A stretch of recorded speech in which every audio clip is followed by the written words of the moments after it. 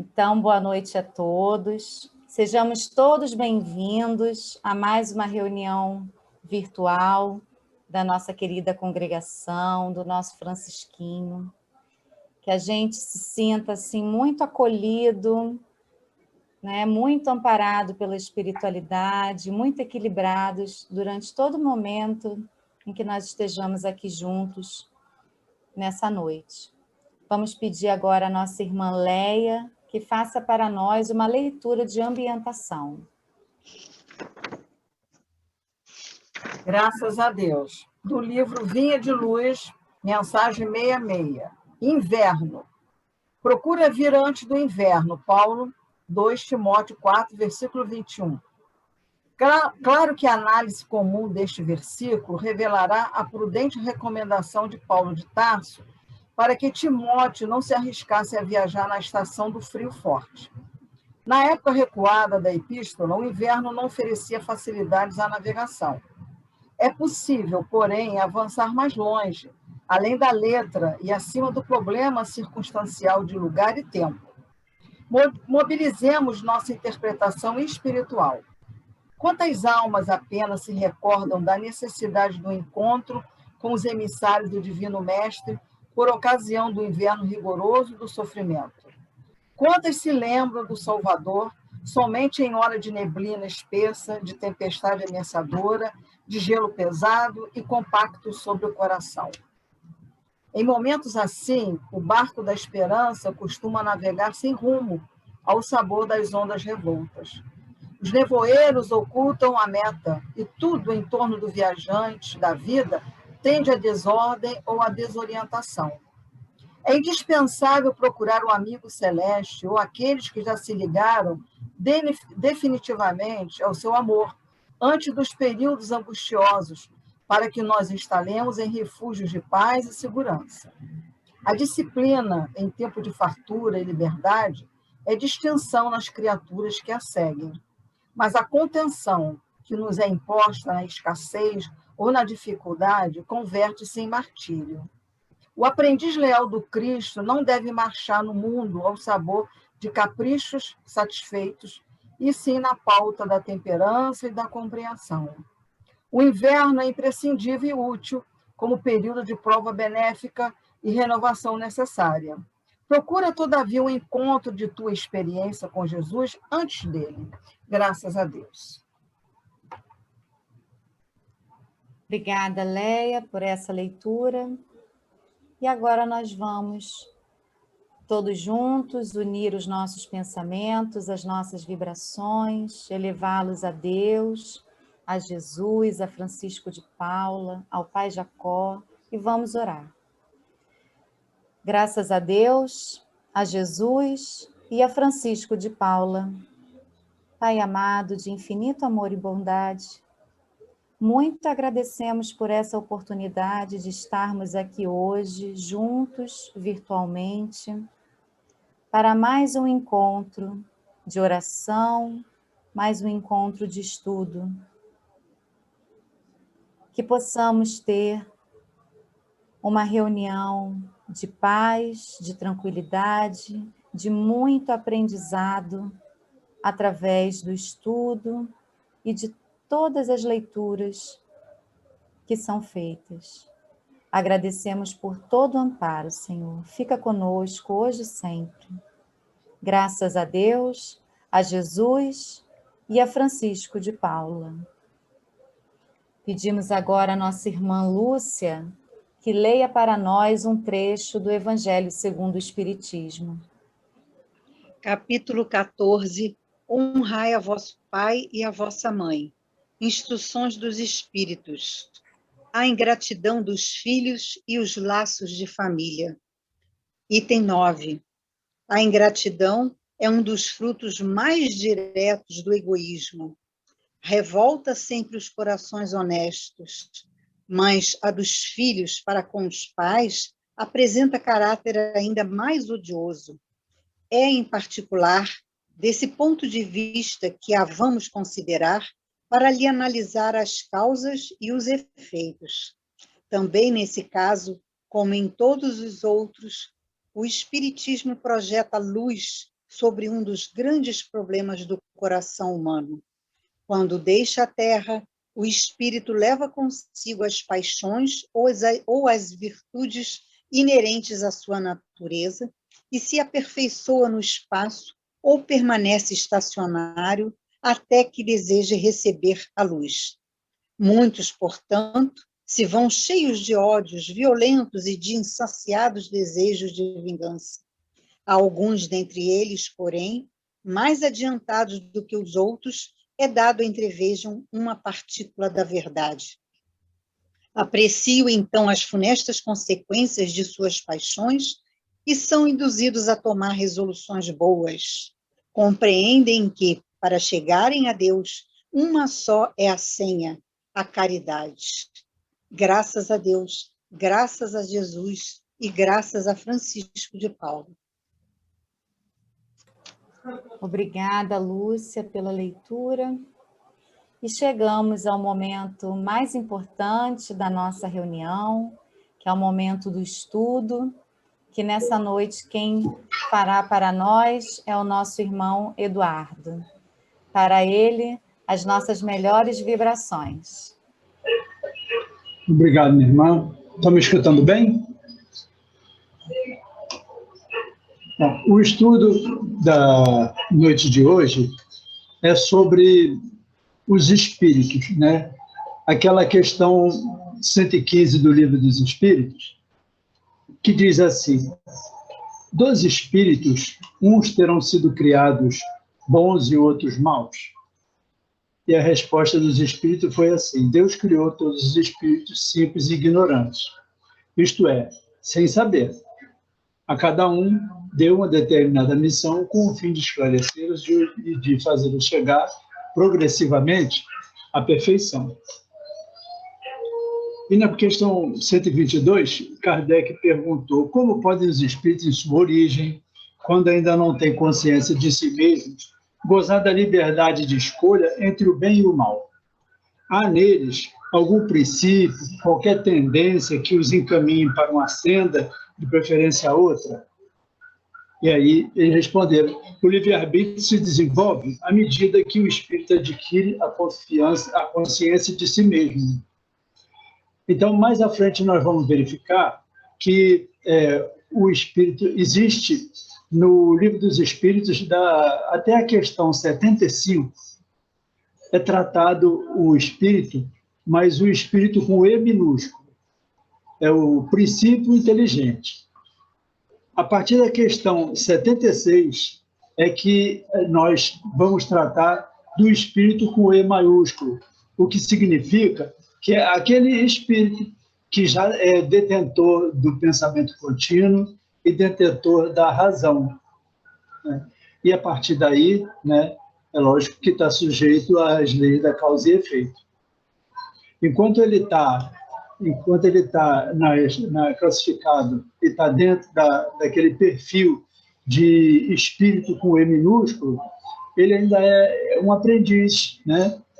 Mas existe uma outra condição, porque nós vamos lembrar que o Charles Darwin, em 1859, naquele livro dele, A Origem das Espécies, 2 anos depois de Kardec ter publicado o Livro dos Espíritos, né? Não tem nada a ver uma coisa com outra, mas no plano espiritual a gente sabe que com certeza tem, né? Ele trouxe o desenvolvimento, a teoria do desenvolvimento das organizações físicas, mas não trouxe a informação quanto à parte espiritual, porque isso não era o objeto dele, ele só tinha que tratar, o objetivo dele era tratar da parte da evolução das espécies. E foi assim, né? Mas com o tempo essa teoria dele foi sendo modificada por outros cientistas que vieram achando que estavam aperfeiçoando a teoria do Charles Darwin. E então esses que vieram depois e que modificaram são os neo-darwinistas, né? Mas então nós vamos fazer assim. na questão 262, como pode o espírito que, em sua origem, simples e ignorante, carecido de experiência, escolher uma existência com conhecimento de causa e ser responsável por essa escolha, né? Isso daqui, aí nós vamos lembrar bem da teoria do criacionismo, né, que muitas igrejas adotam. Aliás, é uma diversidade muito grande isso, né?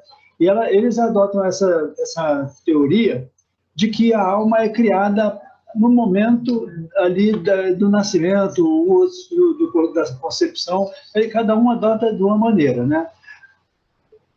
Já a doutrina espírita, ela tem conhecimento, os espíritos nos informam que o espírito se aproxima no momento da concepção.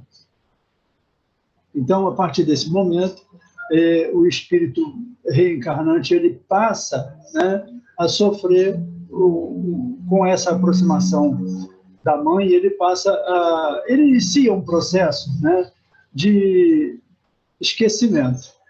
E vai se dar prosseguimento nessa parte que não é objeto da gente falar sobre isso agora. Mas então, como eu abri um parêntese, o espírito que é simples ou ignorante na origem, ele vai escolher uma encarnação, então ele só tem um tiro, né? Se não der certo, vai para o inferno. E aí, mas não, os espíritos responderam assim, que o Deus lhe supre na experiência, traçando-lhe o caminho que deve seguir, como fazeis com a criancinha. Ele deixa-o, porém, pouco a pouco, à medida que o livre-arbítrio vai se desenvolvendo. São os anjos guardiões que eles colocam em nossa companhia, para que nós possamos, até hoje, né? Até na fase atual, porque a fase que nós estamos, se a gente olhar bem na tabela espírita, na questão número 100, a gente vai verificar que nós estamos lá embaixo, né? Nós estamos no início da tabela espírita. Muitos de nós, a gente olha assim, quer se classificar numa parte mais em cima, mas a verdade é que nós estamos numa posição de aprendizes mesmo, não estamos em condição ainda de nos colocarmos como espírito superior, espírito mediano, porque basta a gente ver o local que nós estamos, aonde nós estamos encarnados. Então, aí na questão 76, o Kardec perguntou que definição que ele poderia se dar para esses espíritos. Eles disseram assim, pode-se dizer que os espíritos são os seres inteligentes da criação. Eles povoam o universo, né? Fora do mundo material. Ainda no Livro dos Espíritos, nós verificamos que o mundo espiritual é o mundo verdadeiro. Ele é o início, ele é pré-existente e ele continua, não tem fim, ele é prevalecente, né? Agora me fugiu a palavra aqui. E aí, esses elementos do universo, que é o elemento inteligente e mais o elemento material, né, eles se juntam. Né? Daí já entra a questão dos fluidos, que também não cabe aqui nós falarmos sobre isso, seria uma outra hora. Mas eles são, na verdade, dando origem a um trabalho que vai ser um trabalho longo, muito longo, que vai passar pelos 3 reinos, né? Para a individuação do princípio inteligente, e vai chegar um momento que ele vai chegar a uma condição que ele não vai mais estar no mundo, no reino animal. Então, ele já estará em uma outra condição. Quando, no Evangelho, quando a gente lê que Jesus acalmou as ondas, acalmou as águas, os apóstolos que estavam no barco, que eles iam atravessar o lago. Então, eles estavam nervosos, que a onda estava batendo muito forte, tudo. E eles acordaram Jesus, que estava tirando o cochilo, e falaram que eles estavam tudo com medo. E ele disse que o pessoal não tinha fé. E ordenou que as ondas se acalmassem e que o vento se acalmasse. E foi assim, na mesma hora, tudo parou. E eles perguntaram, quem é esse, né, que consegue controlar o vento? Então, Jesus, ali naquele momento, ele estava se dirigindo aos espíritos da natureza. Esses espíritos da natureza, que, aliás, Kardec fala na Revista Espírita sobre eles, os gnomos, não tem muita coisa informada sobre ele na doutrina espírita, mas eles existem, né? E são classificados como elementais. Não confundir como elementares, que elementares são aqueles que nossos pensamentos criam, formam os pensamentos, e que, se ficar uma coisa muito repetitiva, acaba se materializando próximo das pessoas. Mas são os espíritos elementais. Esses espíritos elementais, eles, no livro Consciência, na questão 74, o espírito José Gleber fala sobre eles. Ele pergunta assim, ele diz que a gente, quando for tratar com esses espíritos, que são utilizados nas sessões, né? Ele fala assim, é possível prestar esclarecimento quanto à forma espiritual ou energética do chamado vento solar? Não, aqui vai ficar muito longo, eu vou pular aqui. Em grande número de atividades mediúnicas da atualidade, tem-se por hábito utilizar espíritos da natureza ou elementais como auxiliares em determinadas tarefas. Há perigo nessa prática?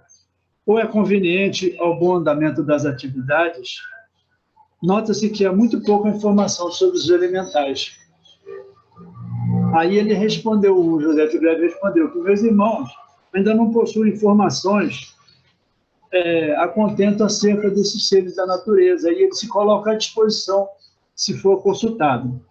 E ele diz assim, quanto à natureza daqueles seres catalogados como seres elementais, podemos dizer que, do ponto de vista da moral adotada pelos meus irmãos, todos são naturalmente puros em suas intenções e sua atuação junto aos médiuns, não se deixando contaminar com egoísmo ou inveja, como acontece com o ser humano. Neles, inocência e ingenuidade formam uma característica marcante nos diversos reinos em que atuam. Dedicados servidores respondem solícitos ao chamado dos operadores expedientes e medianeiros capazes. E mais à frente ele dá uma advertência. Devido à solicitude em atender aos apelos da vontade e ao chamamento dos meus irmãos, deve-se ter o cuidado de não utilizá-los em tarefas menos dignas ou a serviço de interesses pessoais. Qualquer direcionamento equivocado, com certeza, refletirá os enganos daquele que os convocarem, e tais erros cometidos por esses seres singelos e dedicados ocasionarão prejuízo para quem os conduziu às realizações de seus objetivos. E aí ele continua falando, tal. Então, dessa fase dos seres elementares, esses espíritos, eles progridem para a fase nominal. Mas, então, eles vão encarnar num mundo que seja um mundo compatível com aquele adiantamento que eles estão, né? Então, os espíritos, geralmente, a primeira encarnação não acontece no nosso planeta, no planeta Terra, né? Geralmente. Está no Livro dos Espíritos. E aí, na questão 540 do Livro dos Espíritos, eles informam que o anjo, ele tem origem no átomo. E na questão 607, os espíritos nos informam, nos falam sobre esses seres que se individualizam, eles progridem nesse ponto, né,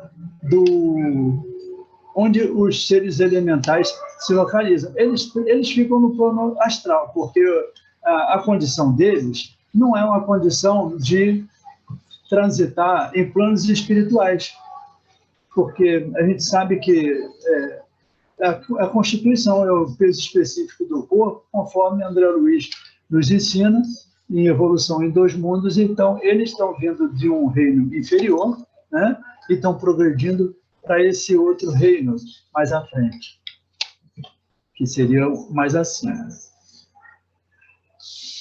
No livro, ainda no livro de André Luiz, no livro Evolução em Dois Mundos, ele fala sobre esse elo, né? Porque é muito...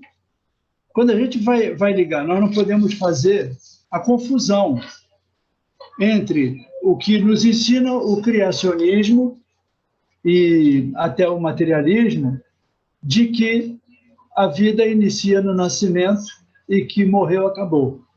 Aliás, isso aí é um dos problemas muito sérios, porque as pessoas imaginam que a vida acaba e aí não dão valor à vida. Se for para suicidar, suicida. Se ficou doente, vai lá, suicida.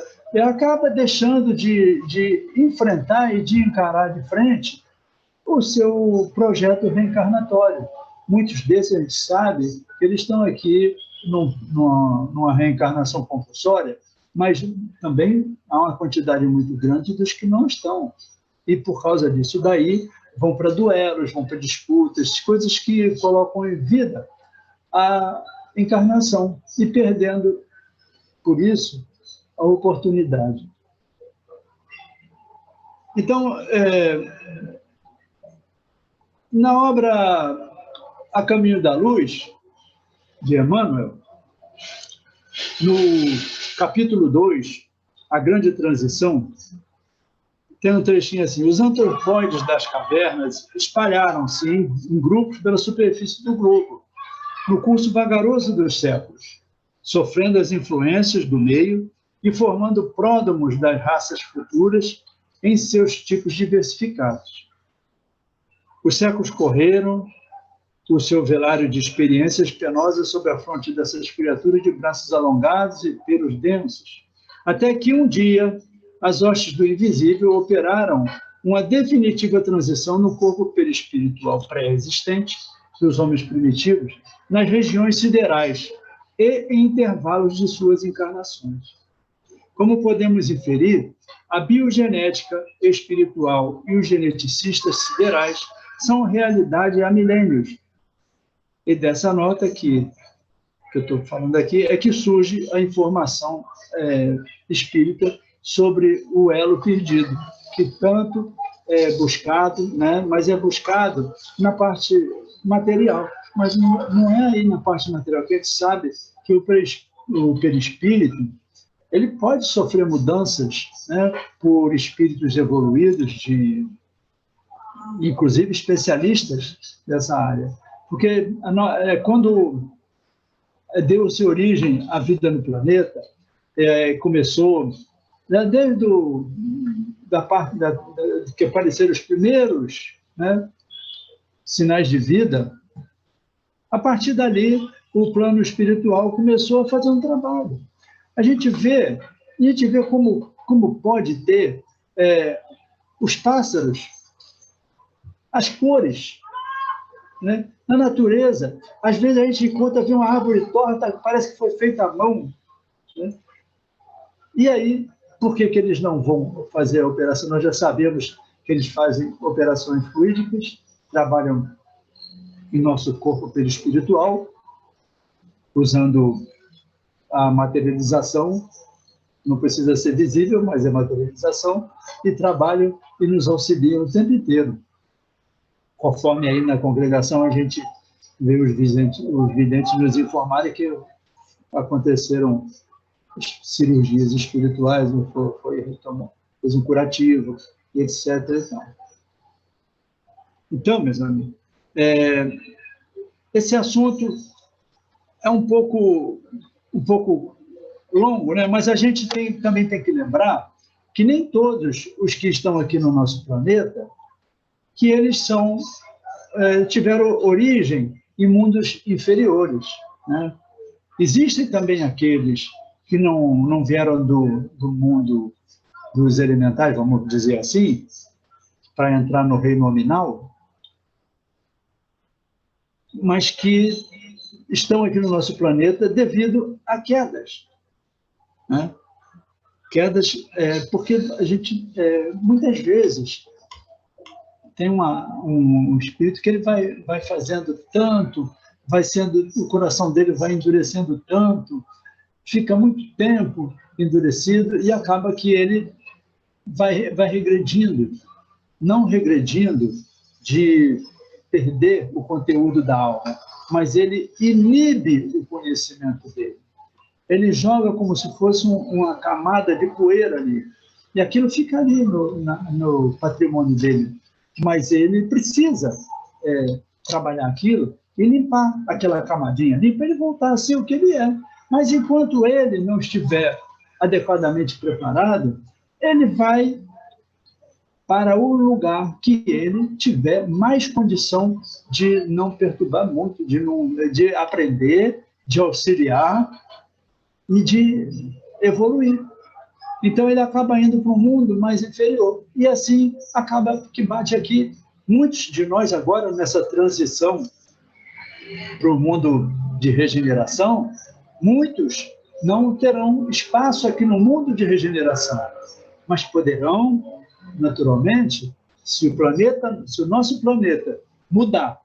Vamos supor que de hoje para amanhã resolve todo mundo ficar bonitinho, pianinho. Então aqui, ó, eles olham assim, aí melhorou lá, ó, vamos dar uma melhorada, então vamos mandar espírito lá em condições, vamos mandar para cá, todo mundo lá tá bom, então já é planeta regenerado.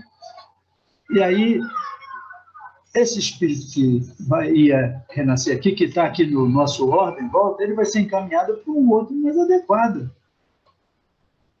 E assim, isso daqui tem na Gênesis, no capítulo 11, no item 43, está escrito assim: os mundos progridem fisicamente pela elaboração da matéria e moralmente pela purificação dos espíritos que os habitam.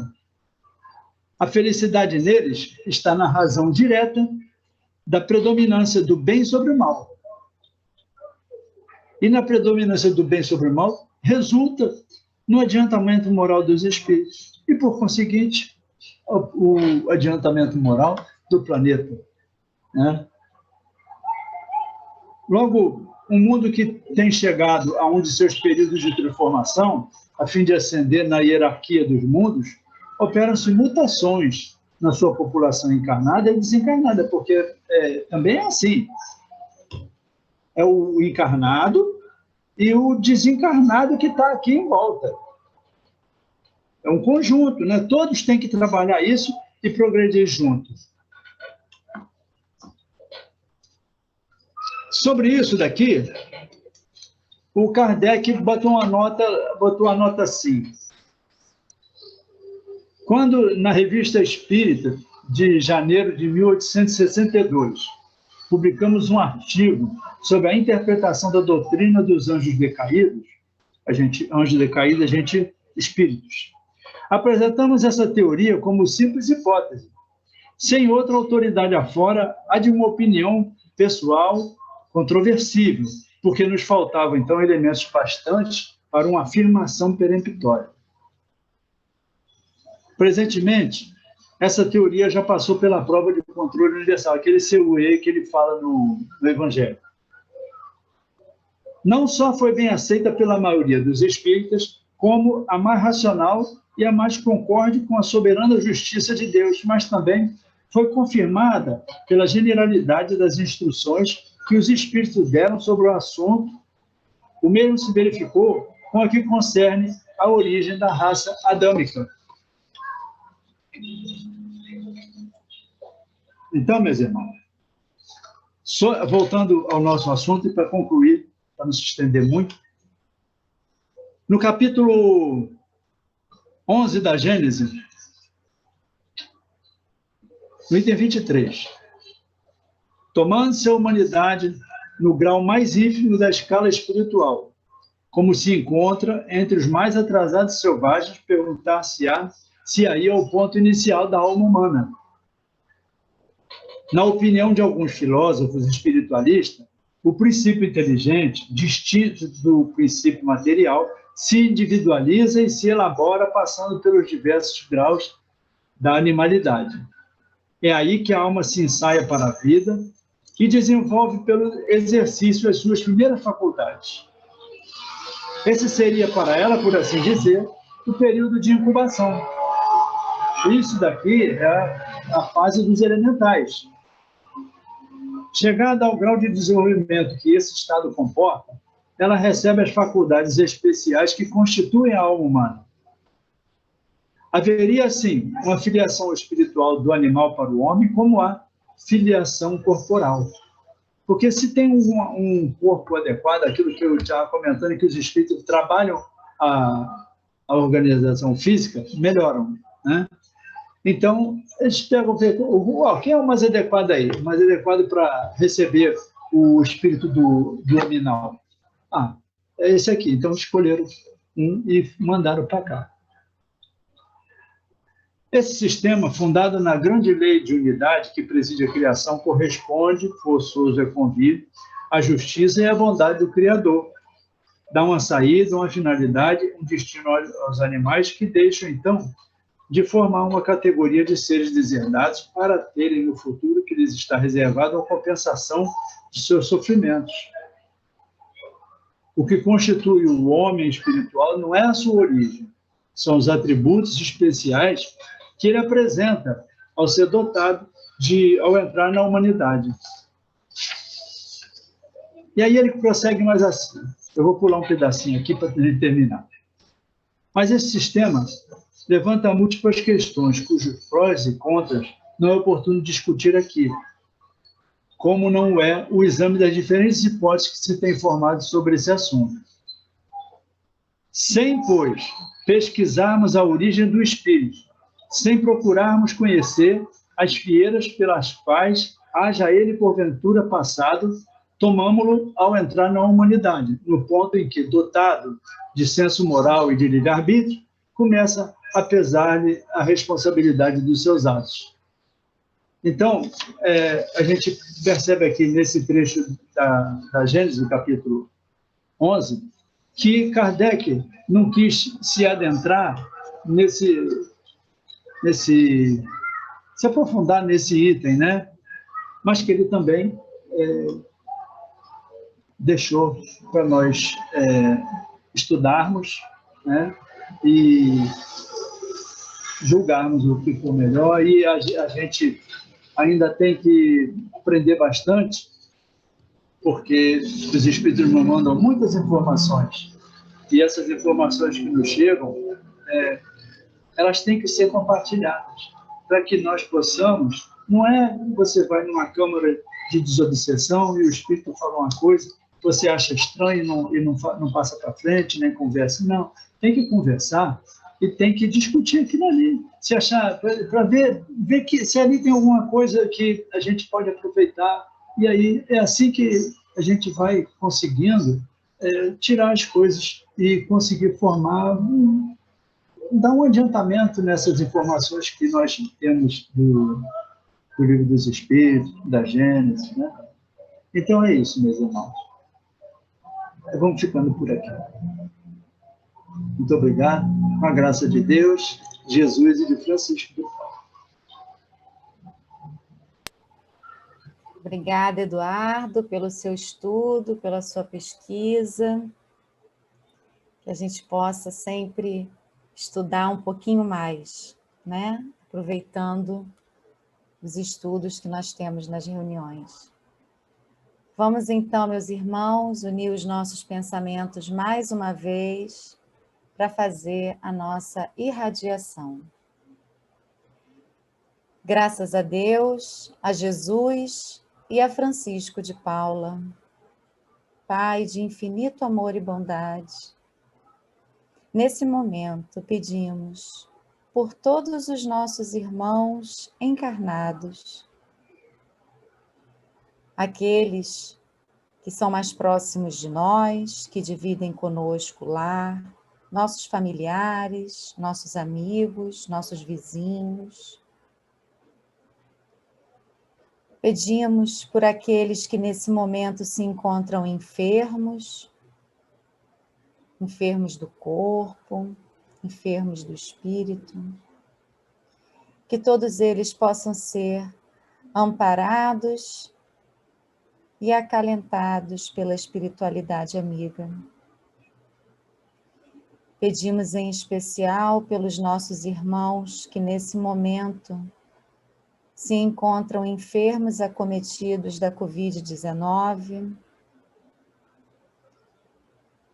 que eles possam ter ao lado de cada um falangeiro amigo, a consolá-lo nesse momento de angústia. Pedimos também pelos nossos irmãos profissionais da saúde,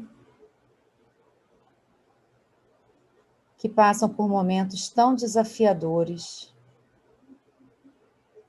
Enfim, Pai, pedimos por todos os nossos irmãos enfermos, acometidos de quaisquer enfermidades, que eles possam ser amparados imensamente pela espiritualidade. Pedimos pela nossa congregação, pelos médiuns, por aqueles médiuns que se encontram enfermos, pelos voluntários, pelos frequentadores, pelos funcionários. Pedimos pelo nosso Francisquinho, pelo lar de Francisco, por cada vovô que se encontra lá acolhido. Que possa, Senhor, amparar todos nós. Pedimos por toda a humanidade que nesse momento passa por tanta turbulência, que onde houver um irmão em sofrimento, em angústia, que possa haver aí um irmão espiritual a confortar esse coração. Pedimos pelo nosso Brasil, por todos os povos, todas as nações, pelos governantes de todos os povos e todas as nações, que possam fazer o melhor pelo seu povo. Muito obrigada, Pai, por todo o amparo que nesse momento recebemos. Graças a Deus, a Jesus e a Francisco de Paula. Vamos pedir à nossa irmã Simone que faça por nós a prece de agradecimento. Graças a Deus, a Jesus, a Francisco de Paula. Pai, só temos que agradecer por todo amparo, toda a proteção que recebemos de Ti, através da espiritualidade amiga. Agradecer pela oportunidade de estarmos aprendendo cada vez mais e de estarmos reunidos sempre em Teu nome, buscando nos aprimorar e buscando compreender as dificuldades pelas quais passamos e nos fortalecendo para que possamos ajudar aos nossos irmãos de caminhada. Obrigado, Pai, por tudo que nos é dado, mesmo por aquilo que não compreendemos. Graças a Deus, a Jesus e a Francisco de Paula. Obrigada, irmã. E antes do término, pedimos atenção para a leitura do boletim. Boletim informativo, março de 2021. Lar de Francisco. Nossos idosos necessitam de médico de qualquer especialidade para atendimento de acordo com a disponibilidade. Agradecemos a doação de gaze, algodão, atadura, pomada Dersane, fraldas geriátricas tamanho G da Big Frau e de luvas de látex tamanhos M e G, roupa íntima G e EG, feminina e masculina, esparadrapo micropore.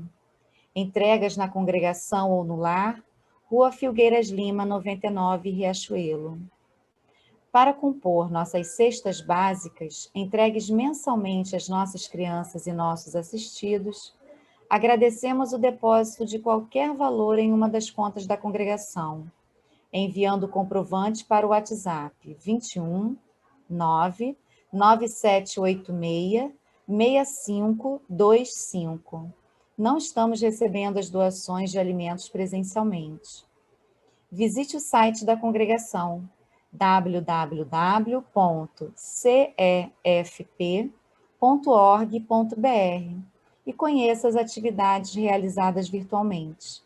Atendimento fraterno, reuniões públicas virtuais, prece pela humanidade, prece pelos desencarnados, estudos doutrinários. No site, selecione a aba Pandemia e navegue pelas opções existentes. Jornal A Caridade, disponível em versão digital. Acesse Divulgação Jornal A Caridade. Obrigada. E assim, irmãos, chegamos ao final de mais uma reunião pública virtual. E agradecemos muito a presença de cada um aqui hoje. E pedimos a Deus, a Jesus e a Francisco de Paula para dar por encerrada a nossa reunião. Graças a Deus, a Jesus e a Francisco de Paula. Boa noite a todos.